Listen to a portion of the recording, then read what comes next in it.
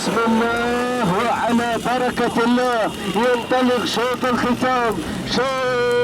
الختام. وأولا وأخيرا نشكر مؤسسة سالم بن عاود الإعلاطي على دعمه وتشجيعه وعطانا الرياضة أول الأسماء الذي يقدم شعاره في هذا الصباح المميز. هنا شعار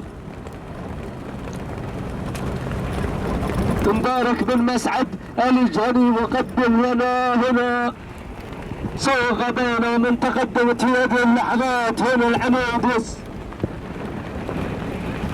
عفوا هنا طماع وسلامة بن شويب العطوي مع طماع من يقدم لنا طماع على مقدمة هذا الشوط بين ثاني المراكز. وصلت هنا غيرفة مفلح بن عبد الله الجهني ناكرا الهجوم. يا سلام بحر بدر بن سويلم الحويطي مع بحر بدر بن سويلم الحويطي مع بحر في ثاني الاسماء، لكن بن شويب وهل الساحب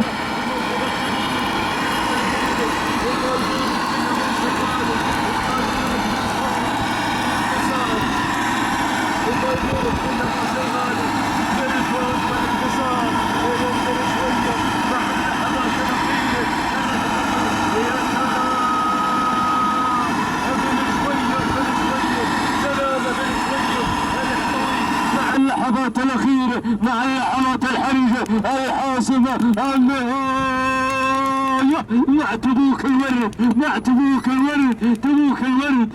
الورد مع سلامة بن شويب العطوي. سلام يا صاحب السلام، سلام تبوك، سلام بن شويب سلامة بن شويب العطوي. الله على هذا الأداء، على هذا التميز بين ثاني المراكز. الوصول من شعار عايد بن حماد الجهني ثالث المراكز. بحر بدر بن سويلم الحويطي تعليل والنووس لأهالي تبوك الورد والي مالكي طماع سلامة بن شوية العطوي على هذا الفوز المستحق، ونلقاكم في سباقات قادمة. كما أني أشكر